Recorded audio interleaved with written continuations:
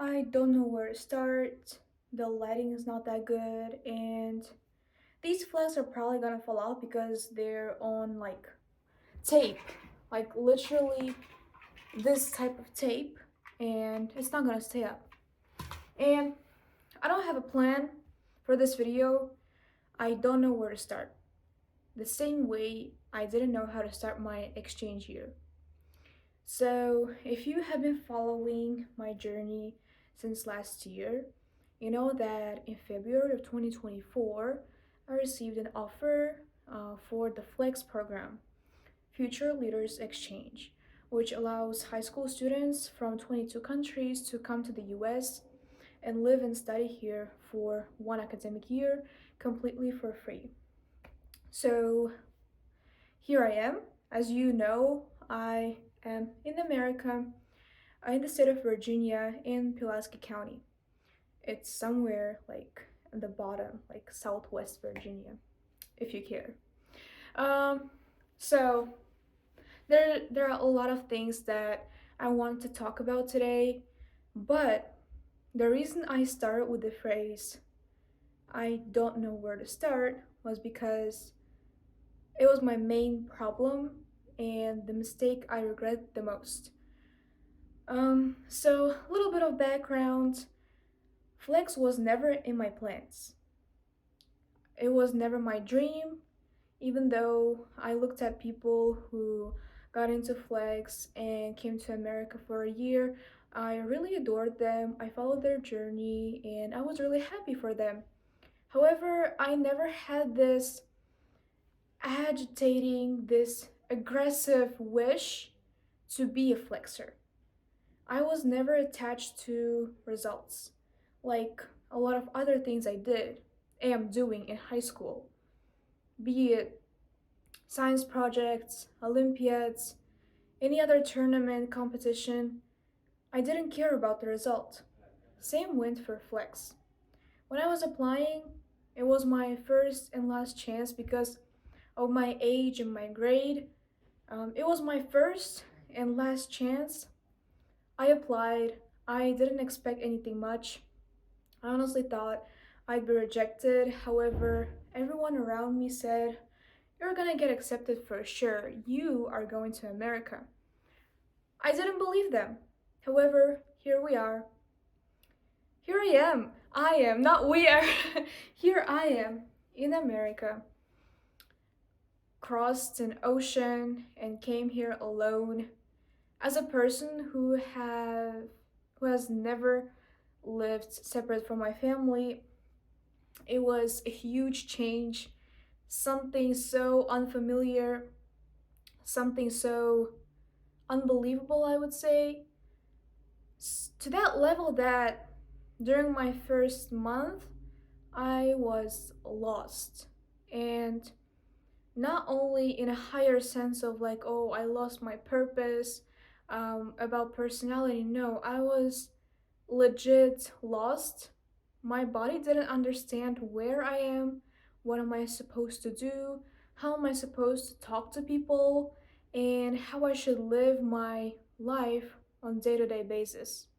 I didn't know anything because every decision I made up until the point of coming to America, I did it on autopilot.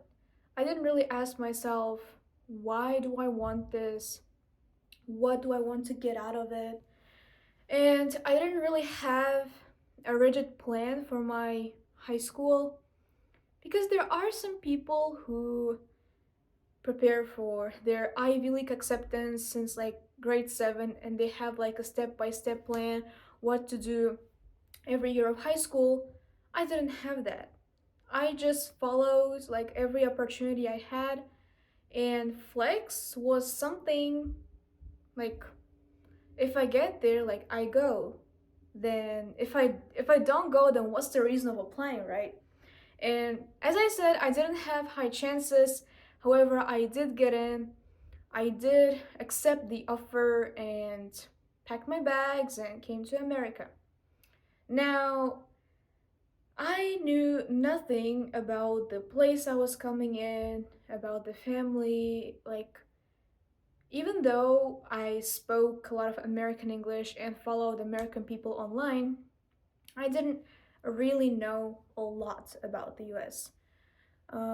Because I was primarily interested in cultures like Korea, Japan, and other stuff, and my own culture, but not American. Like, I didn't really care about American culture until I came here. So it was like going into something new blindly. Like, I had no expectations. Like, people here ask me, like, did America meet your expectations? I'm like, I didn't have any expectations. I didn't know what to expect because all I knew about America was that it's on the other side of the planet. It has 50 states. Its capital is DC, and the first president is George Washington. That's all I knew about America. I didn't even know half of the states. And as you can see, like, I didn't know what I was getting myself into apart from the language. Probably the only thing that I'm really good at is the language. Um, for now, like, after living more than 6 months in America, I feel like I know English better than any other language, and I'm not proud of that, but it is what it is. Whenever I'm talking in any other language, I mix English inevitably, which again, I'm not proud of, but I'm working on it, okay? So it would be fair to say that um, my mind was English thinking from the beginning, and I didn't have any difficulties with the language. And like, first time I talked to every American, first thing they say is that, oh wow, your English is so good, which I'm like, thank you, but I kind of grew up speaking it thanks to my mom. But okay, whatever, like, thank you. I appreciate it.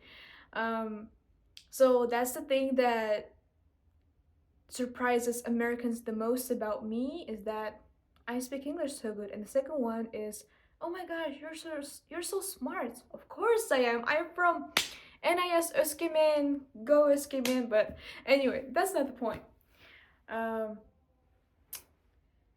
I like a lot of things about America, and honestly, I really do enjoy all of the comforts and conveniences I have here.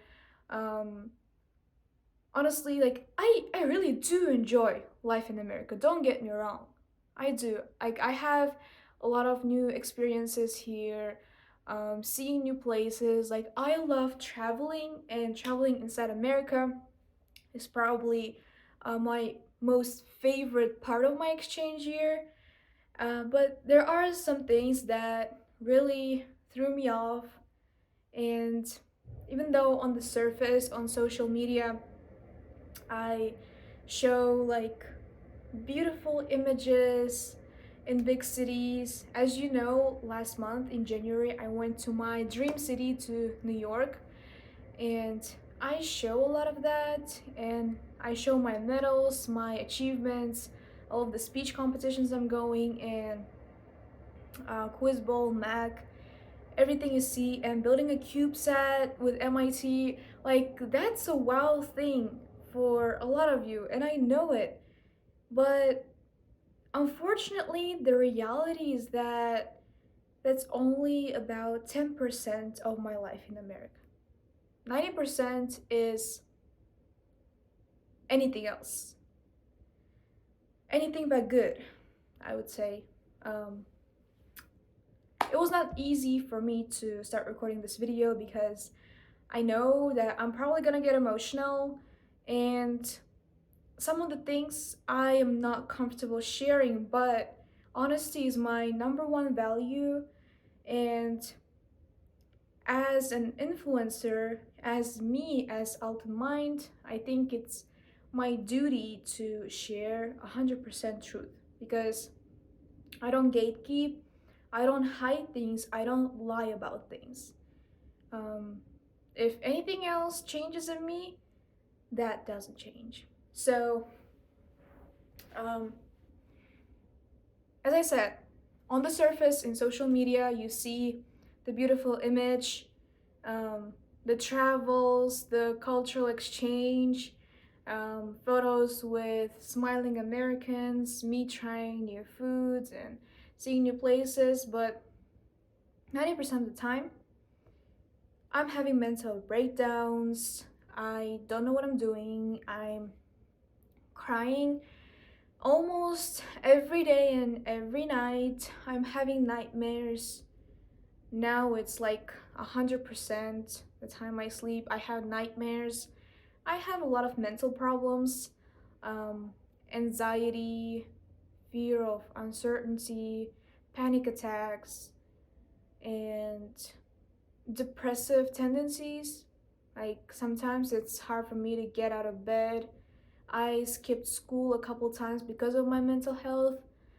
Um, there were times when I showed up to speech practice, but I couldn't really do anything because I was so exhausted, um, and I was burnt out. And as I said in the beginning of my exchange year, I was so lost because my identity that I have built up over the past 16, almost 16 years of my life, it just didn't matter here anymore because no one knew who I was. No one really gave a what about me. And I was not used to that because back home I was one of the most popular kids at school. Everybody knew me, and I had this built up reputation over the years. And ever since I was literally child this tall, from 5, 6 years old, I was put on a pedestal, um, idealized, the best kid that teachers said, hey, you should be like her. And then when I grew up, I was on big stages, I was organizing my own concerts, um, getting those academic accomplishments, and gaining popularity on social media and in real life. In general, like a lot of people liked me, and I was popular, and I didn't really have the problem of being alone, of not being understood, because no matter who, when, or where I asked, I would always receive it because people truly cared about me because they knew who I was, and I had this gained trust and reputation and some kind of authority in my life, and all of my circles, sorry, be it dance, school, work, business, whatever. Like I had this social capital. However, yeah, and I should also mention that I have never left my hometown. Like I was not born in Uskimyan, but I spent my whole life in Uskimyan, and I didn't really live outside of that city. And doing this jump from my hometown across the ocean to America where no one knows me was a humbling experience, I would say. Because I lost all of that social capital. I had zero network, zero support. I was in a school where I knew absolutely no one, and I also didn't have a lot of opportunities because the people who did have those opportunities, they were in that high school from freshman year. And I am a junior who transferred there as an exchange student. I had no friends, and the only people that actually would talk to me were teachers. And I only had four teachers because that's how it's set up in our high school. So it was really difficult at first. And I remember my first day of high school. I actually I thought I would upload a lot of content about my exchange year because I've been hyping this up for a lot of time, and I know that my audience always asks for vlogs and videos about my life here. However, I simply didn't have the energy to do this up until this point. Like, I can't even imagine how many times I pulled out my iPhone and started recording, but then I would just abandon the video because I don't have the further energy to continue it. However, here I am recording this video, and honestly, I'm very proud of myself for doing that. Anyways, where I was going is that I remember my first day in American high school, I cried half the time. So it all started in the morning when I got on this iconic yellow bus that y'all are dreaming of. It's nothing special actually, it's just a bus that takes you from home to school and it's yellow. Like, there's nothing special about it. Anyways, I got on that bus and of course I don't know anyone. And also, our bus is not just for the high school, but it's high school and middle school. So there were middle school children. And if you know anything about children from age 11 to 13, you know how obnoxious, rude, and loud they can be. Anyway, so I got on the bus. The only person I knew was my host brother who goes to middle school. Um, so I didn't talk to anyone on the bus. There were not many students on the bus. I saw people getting on the bus, and since I have never been in that environment, I didn't know how to behave. And this unfamiliarity kind of threw me off. Like in the morning, literally, school hasn't even started. I cried on the bus, okay? I cried on the bus because I didn't know what to do. It was so strange, so unfamiliar.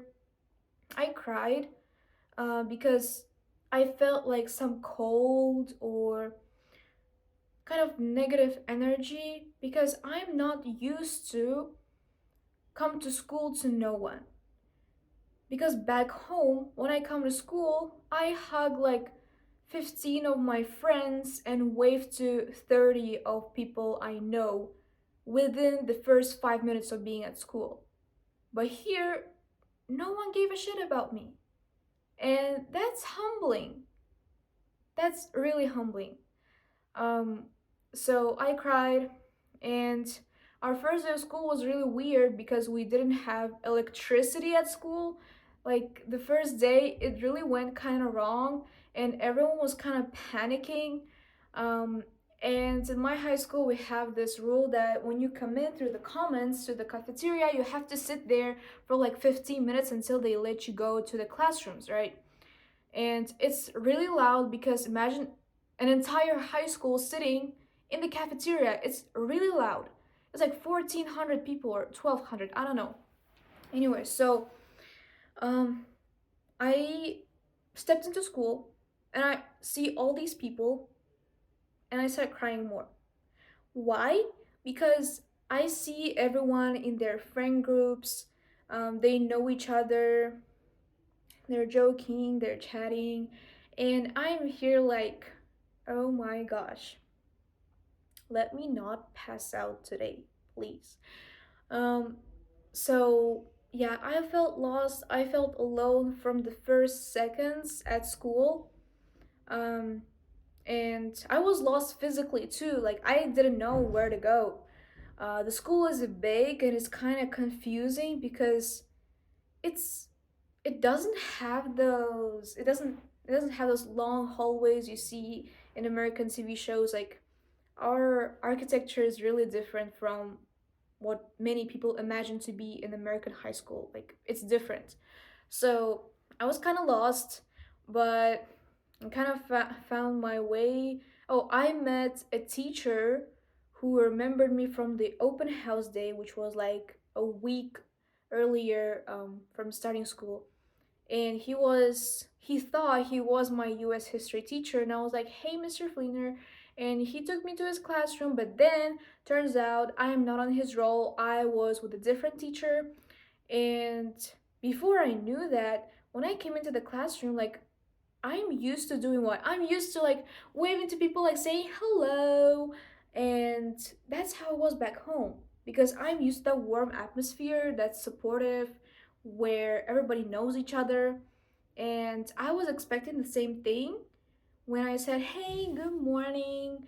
how was your day? Like, what's your name? And everyone looked at me so weird, like, who are you? I mean, they didn't say that, but they didn't reply to me when I said hello to them, which was, I don't know. I don't know how to describe it. It left me with a heavy feeling. Um, I was disappointed in people. But yeah, then I quickly realized this is different. The rules are different in this place, and I should take up a different behavior. But what kind of behavior exactly, I didn't know. So before I knew it, it was already second block, and I already cried a couple times because I was trying to find the freaking engineering classroom. I was late to class for like 5 minutes because I was trying to find it. It was in a different building. So I come in there, and all my classmates except one were freshman boys. And if you know anything about freshman boys aged 13 through 15, they are not the company that I would want to be with in the first place. Um, so all of them were boys except one girl that was the first person to talk to me at school. And unfortunately, it was not the luckiest moment in my life. I think that instead of her, if it was another student, my whole semester would be so much better. Well, you might ask why. Like, why did one person ruin your whole semester? So, let me explain.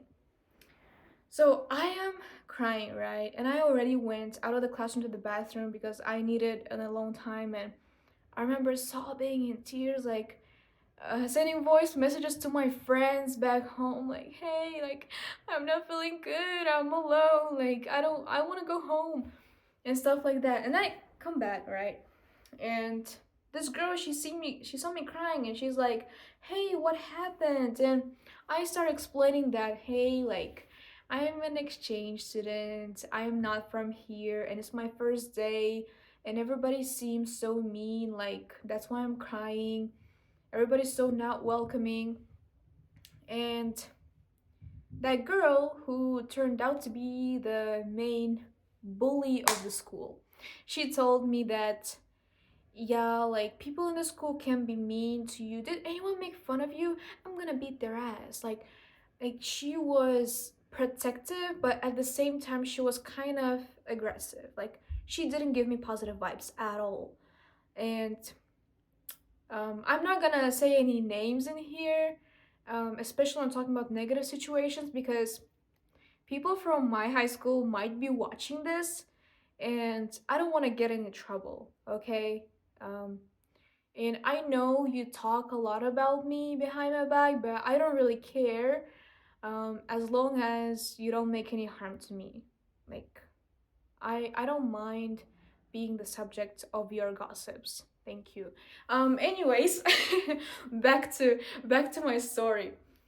So that girl, like, and she told me, like, um, yes, people are going to be mean. You gotta have like tough skin or something like that. She told me that, and I asked her about, like, what sports do people do here, what kind of extracurriculars, and I really wanted to join cheer. And I asked her about cheer. She was in cheer, and she told me that, don't come there. Don't come to cheer, you're gonna die. And I'm like, why? And she said that all the girls are so mean, like, um you're going to get bullied.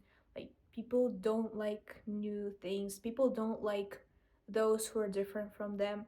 And she showed me a picture of one cheerleader girl, and it was like one of those pictures you take for like the sports, like the team, and like different members, like one by one. Anyways, it's not the main thing. So she showed me her picture, and she seemed very, how can I how can I pick a word for it? Like, she seemed so cold, unwelcoming, and literally just mean, like in the worst way, okay? I later then talked to that girl who was on the picture and found out that she wasn't actually that bad, but the first girl who I talked to in engineering class, she made it seem like I don't belong here, like no one's going to welcome me. And it really set me up for um, failure in my first semester. Why? Because um, I already had this in my mind that people are not good here. Like people don't they're not gonna be welcoming, they are not going to care about me, and probably my exchanger is gonna suck. That's what I thought because she told me that. Um and I was like, okay. Then I went to my third block, and by fourth block, I was about to pass out. I was crying the whole day. I came back home, and when my host dad he asked me like, "Hey, how was your day?" I was like, "Oh, we're gonna talk about it later." But then I told them like, "Yes, it was not easy. It wasn't really fun." Um, but yeah, it is what it is. And the next day, I didn't want to go to school. Like, I legit just wanted to go back home, drop out, just give up anything, everything. I did not want to be in that place. And I hated my high school for like a couple months. I pushed myself to go there because like if I don't go, I'll get in trouble, right? And every morning was like a torture to me because I would wake up with the thought that I have to spend like what 7 hours? I don't even know. 8 hours. 7 7 7 hours in a place that I don't want to be at to accomplish nothing, to spend time with people that don't align with me, that only annoy and irritate me. I especially didn't like my engineering class, and in my eyes, everything seemed so awful. Like you have probably haven't spent more than a week in a place you didn't like.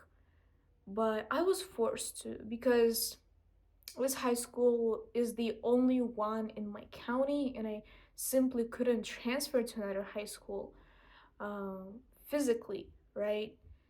And I was forced to stay there. And for like half a semester, I hated everything. I didn't talk to much people like at all.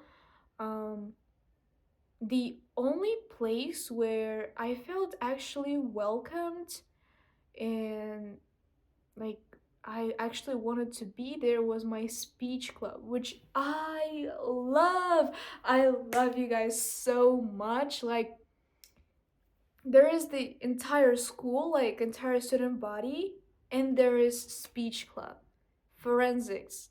I love you so much. Like you guys, because of you guys, my exchanger was before and after. I'm not joking. Like, I'm being 100% serious.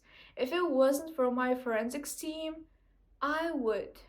I don't know what I would do to myself. I would probably go into depression, clinical depression. But yeah. Anyways, what I was about to tell is that the best way to meet good people is to join clubs. Join clubs and things you're actually interested in, and you're going to find people who you align with values and energy, and you just click. So, I found solace in my speech club, and I have never done like public speaking as a sport, as an extracurricular. Like, I did a couple TED Talks here and there, but it was different. This is like a sport. Forensics is a sport. You have to practice almost every day to achieve results. So, um, So I joined that and it became my one of my favorite parts of my exchange year. And right there I have my medals from speech competitions. Um, but I don't really care about my placing or medals. What I actually care about is the people I met there. And I if if you would ask me from August, from the first day at an American high school, Aru, her crying, sobbing, and if you asked her, do you think you're going to meet friends, like actual real friends here? She would say hell no. She would say hell no. But um you just give it time, and it's actually, right now that I'm thinking about it, it's actually so crazy to me that tables have turned. Things changed. I met people that I actually vibe with, that don't take away from my energy but actually fulfill my social battery, that I actually enjoy talking to. And I don't see them as just temporary people to hang out with. I actually see them being an essential part of my social circle in the future as well. Because just wow, just I love my friends here, and it's not like I have a lot of friends, and of course I'm not as popular as I am home, but um those a couple friends, 2 to 3 friends here, I love them so much, and I actually mean it. Like without you, my exchange year would be a bottom. Like I don't know how to pick a word for it, but it would be awful. And I'm so grateful that I met the people that support me, that understand me, and this is especially true for my best friend in here. If you're watching this, hello. Hi, Ethan. You're probably going to watch this because I'm gonna send it to you.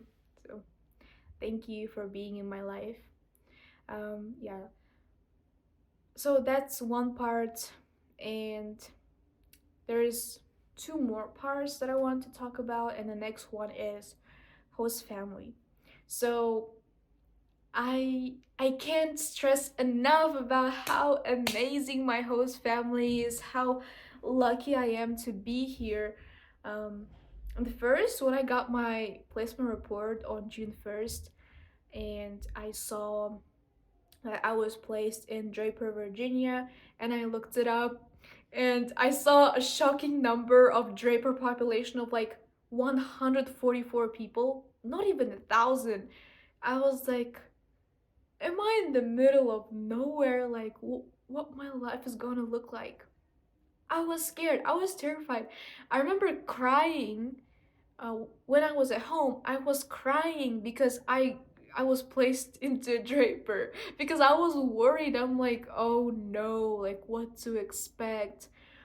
But being placed in a small town was, I think, the best coincidence that happened to me, because where I live is a golf course, and I love the nature here, and of course, most importantly, I love my host family, and I have a lot of privileges that some other exchange students don't have, like my own room, my own bathroom.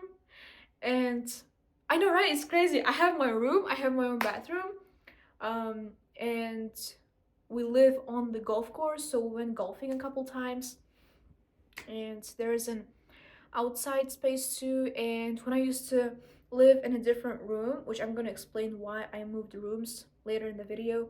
So in the first room that I lived in, there was a balcony, and every morning I would wake up to this beautiful view.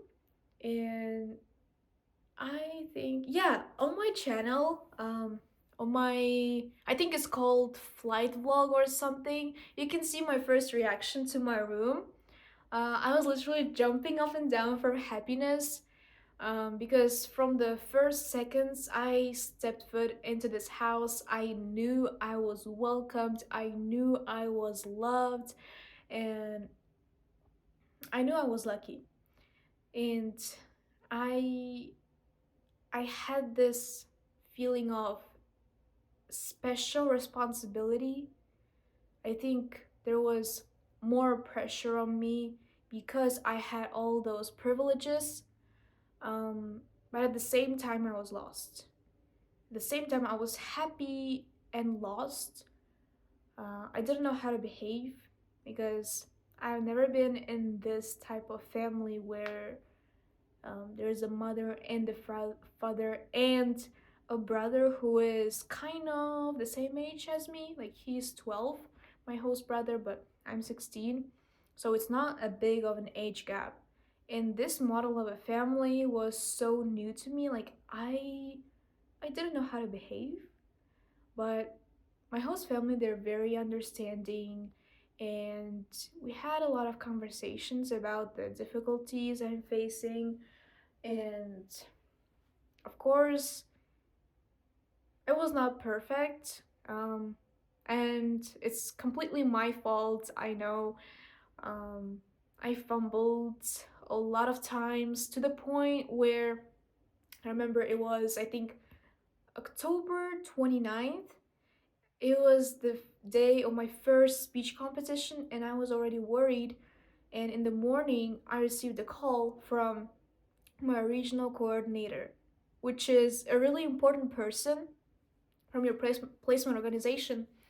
I received a call from her saying that, hey, you're in trouble. If you don't change your behavior, you might be kicked out of your host family, which was a shocker to me because I thought everything was great, but turns out it was not. And the view that I had and my host family had were really different. Um, yeah, we had different opinions of what's going on between us, and I was wrong. I was wrong a lot of times. Um, but yeah, it took me a lot of flexibility to finally come into some kind of agreement, some kind of harmony, synergy, and coexistence, I would say. It took me a lot of effort, and I'm still working on it. And there are some things that they probably already made peace with, but there are some things that I am still trying to be better at, let's say. Um, Before America, I had isolation tendencies, especially at home. I wouldn't talk too much to my own family.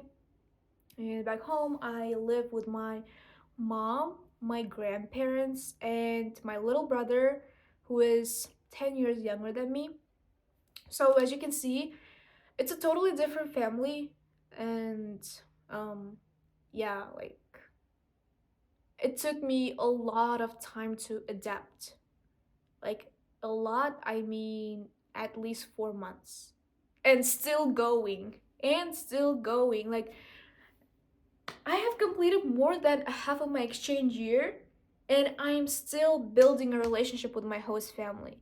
And not in a way that we have everything great and it could be better. No, it's like it's bad and it can be better. But I'm trying, okay? I'm trying my best, and comparing to what was in the beginning, I think I have made some progress. I'm not saying it's really, really good, but I'm trying, okay? So yeah. And in general, I am in good hands. I am very lucky, and I love my host family. I really do have a special connection, especially with my host dad. Um, yeah, there's not much I can say about it except that I really do appreciate and love my host family. And the third thing, and I hope the last thing, yeah, kind of the last thing about what I wanted to say is that there was some kind of a breaking point, my main challenge, and it was after I received my double placement. So in the beginning, I was the only exchange student in this house, but then circumstances changed, and because of some reasons that I can't officially say here, um, another exchange student who is also from Flex, he got placed into this host family with me. So now, from like October, I had a double placement, um, and it divided my exchange year to before and after. Um, but it I didn't really feel it until this one conversation. Um, so it was a couple days before New Year. I think it was December 30th. Yeah, I think December 30th.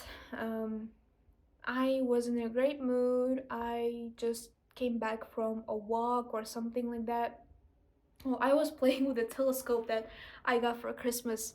So I come back home. It was already like 9 p.m. or something. Um, Oh, no, no, no, no. That's actually the second one. It's the second one. No, no, no. So, December 29th, I think, something like that. December 29th, I was, um, yeah, I was not playing with the telescope. That was the day before. So, um, it was already like 9 or 10 p.m. Everyone else except me and my double placement. I don't want to use real names here. So, I'm just gonna call him the the second student, okay? Um, all right. So, anyways, um, I come to him at night, 10 p.m., to ask about something, to talk about something, and I want to share my problem that, hey, it's really hard for me to talk to people at my high school because I feel like no one understands me and I feel left out, I feel alone and stuff like that. And the reason why I shared that with him is because he transferred from a different high school to my high school and he quickly found friends and his social life was going a lot better than mine. So that's why I asked him, like, hey, I'm having this problem. Can you help me? And stuff like that. And mm, he started talking about his experience and he just shared his viewpoint. I'm not gonna get into that because it's not the point of this video, but it made me realize like, hey, maybe I do need to change. Maybe I do need to be more open minded, which I couldn't really do before because I am very selective about my social circle. Like, I am not friends with just any people. I can't be friends with just any people. Like, I am very, very careful about who I let in my inner circle, and I thought it was my strength until someone told me it was my weakness. And I felt wrong. I felt that I was doing something really wrong, that I was being too arrogant, too selective. Um, I felt like a jerk, to be honest. So he told me that I'm like, okay. But when he was telling me that, I was shaking. I was shaking because I felt guilty for not talking to people, for not befriending them. Um, but still, at that point, I already was friends with Ethan, who is my best friend here. But I still felt like maybe my social life could be better. Maybe I could meet more people. So that's why I asked the second student. And after that conversation, I was like, okay. I thought about some things and I just went to bed, whatever. So the next day, I think it's like December 30th, something like that. It was the next day, I was playing with the telescope. I come back home Everyone went to bed except me and the second student.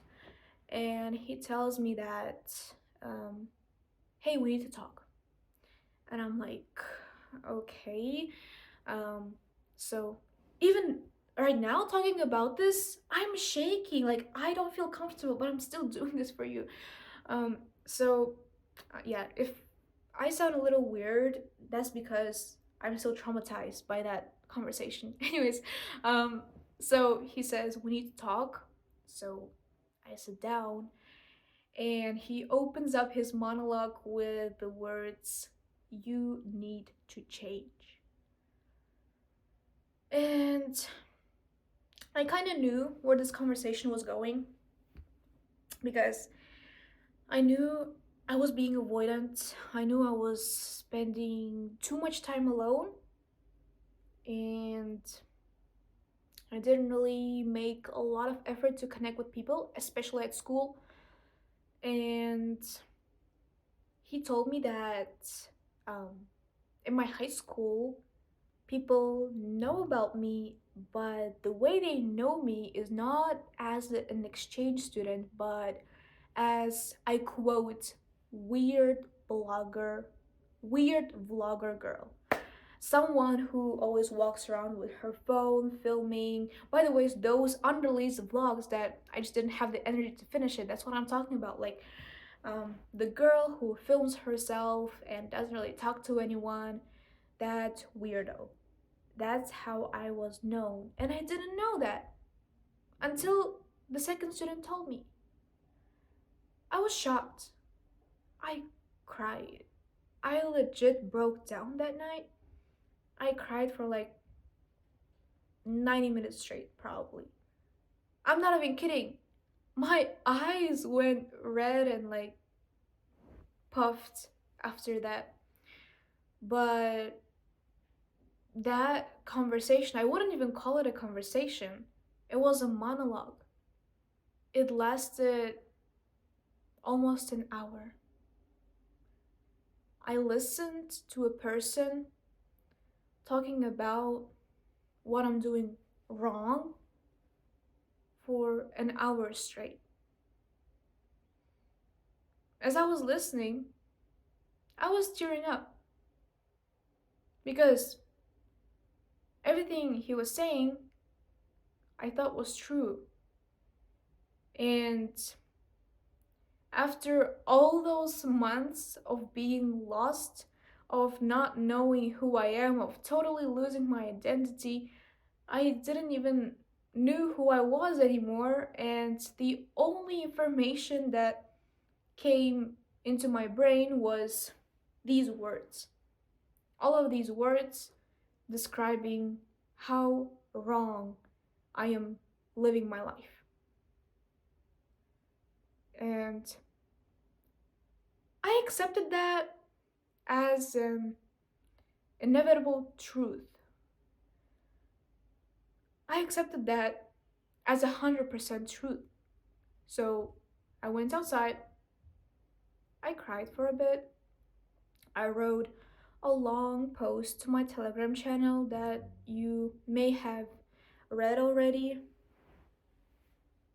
a month ago. Um, I wrote that, and my mom called me. I was breaking down in tears. Then I went back inside to my room, was trying to sleep, but I couldn't sleep until like midnight.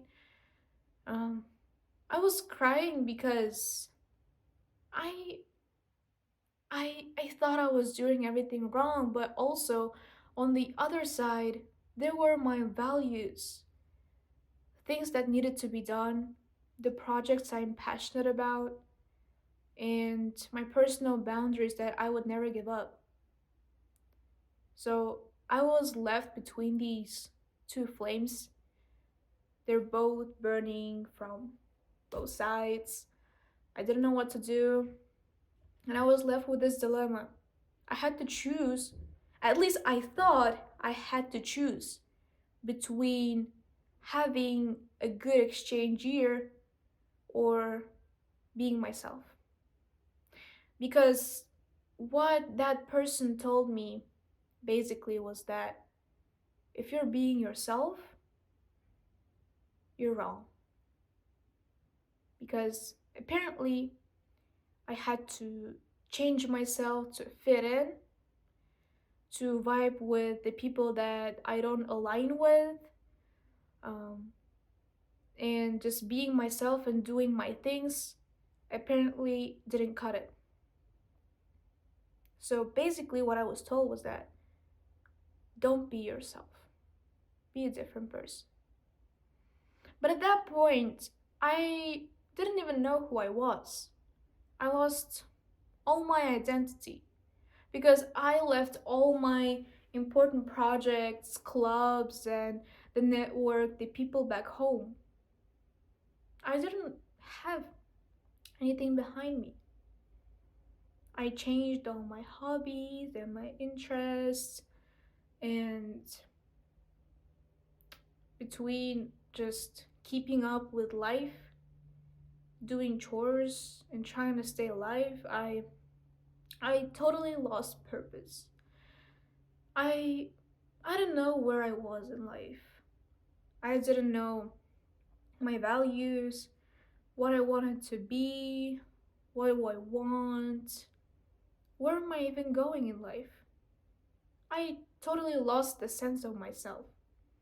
I literally remember, like, at least twice a week, I would sit right there in that corner and cry because I didn't know who I was and I missed the person I was, but I can never be her again because I'm different, because the circumstances have changed me. And it was really paradoxical listening to me from both sides when one side is saying, don't be yourself, and the other one is like, what do you mean, don't be yourself? I don't even know who I am. I don't even know what is it like to be yourself. And it was such an existential crisis. Um, I know it wasn't just the burnout. I legit had an identity and existential crisis. I didn't know what I was doing. I didn't have any plans. I I hated my day-to-day life at that point. And in times like that, you get really homesick, but it doesn't really help you because no one will send you home just because you're homesick. Because you have to get through these difficulties, adversities, to become the better version of yourself, even if it feels like a war. I would call it a war. I had a civil war in my head 24/7 since August up until today. So let's count: August, September, October, November, December, January. 6 months. For 6 months straight, 24/7, I lived in internal agony. I totally lost sense of self. I didn't know who I was. I didn't have any network. I saw all of these opportunities flying past me. I had all these social problems. I was so lost. Uh, like, I know that it's kind of a thing of the past already because I had some insights over the past couple days that are the whole entire point of me recording this video. I know I'm almost crying talking about it, but things have changed. It's not like that anymore. Um, I don't know why, but even if I don't have a really good or really thorough plan of what I'm going to do in the next year, next 3 months, next 5 years of my life, I really don't know, but at least I have a sense of purpose now. And I don't even know where it came from, but As I was more brave, more expressive. Oh, by the way, a really important thing here is that remember that time when the person told me don't be yourself? Um, I almost took that seriously. I started rethinking all my goals. And oh, by the way, they also said that I think everything you're doing, like your blogs and like your studies or whatever, I don't think they matter. Your main purpose here is cultural exchange. Um, and it hit something inside me. I'm like, yeah, maybe I'm doing too much. A lot of people were told me I am doing too much. I am being too much. I am trying too much. Um, and I thought so until one moment I decided, hey, let me actually listen to myself. What do I think? And I also talked to my mom, to my grandma, and I read a lot of comments from my subscribers, my followers, and then I realized people don't like seeing others succeed. Um, People telling me that I'm doing too much. It could be out of jealousy, I don't know, honestly, but it's simply not true. Because after rethinking, reevaluating everything else, I thought I would be like, yeah, I am doing too much. Let me drop a couple things, a couple activities, and enjoy life. Talk to random girls at school just to be in a company, just to not feel alone. That's what I thought I would come to a conclusion as. But surprisingly, all those words that were thrown at me, they led me to a conclusion that, you know what? I am actually right. Fuck you. I'm sorry for my French, but that was the revelation. That was my conclusion. You know what? I'm fucking right. I am doing the right thing. And I am not losing out on anything from following my dreams, from pursuing my goals, and protecting my own energy. I am not losing anything from that. I am only gaining. And the only thing I lost is the time because I was listening to those people telling me that I am doing too much, that I should be more friendly, that I shouldn't be that arrogant and like select people or whatever. The only thing I lost was time listening to those people. The only thing I regret is thinking about those words. I don't regret cutting off toxic people. I don't regret sitting alone in an engineering class talking to no one because it was full of freshman boys. I don't regret that. I also don't regret only talking to people from my speech and math clubs because these are the people that kind of understand me. And I also don't regret spending those hours doing my own stuff. I don't regret it. Why? Because, in my view, exchange year, the cultural exchange, doesn't come from wasting time. It doesn't come from fooling around with random people from your high school that you don't even care about. I think cultural exchange is when you truly connect with a person who understands you and who wants to understand you. And you have really meaningful conversations. Sorry. You might not hang out with them every day, and you don't have to. But those convos, those conversations, twice a week, once a month, when you finally meet them, or at least on the phone, that's the real cultural exchange to me. I don't know why some people think that exchange year should be about not giving a damn about your studies and only hanging out with people and having fun. But personally, I don't give a fuck. I don't give a fuck about what you call fun. Because talking about random, unfunny stuff with random people from your high school is not fun to me. Watching movies and TV shows all day instead of studying, reading journals, having meaningful conversations is not fun to me. Playing stupid games is not fun to me. Playing board games every freaking day is not fun to me. You know what's fun to me? Discussing cultures, discussing politics, talking about, well, anything that you care about, having conversations, spending time taking care of yourself, walking, journaling, I don't know, observing, listening, working hard to achieve your goal, talking about your feelings.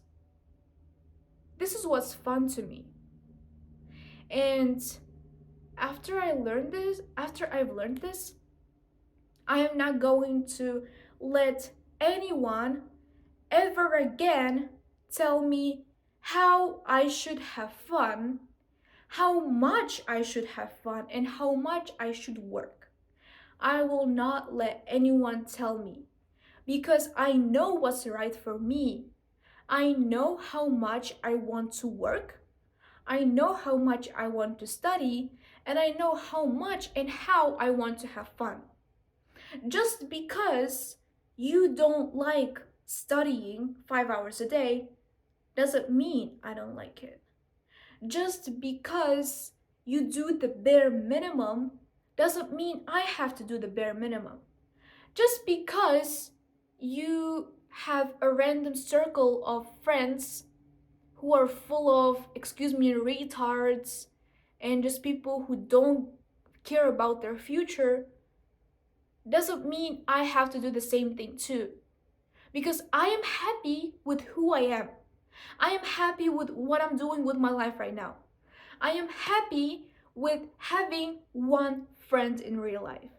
I am totally content with it. Thank you.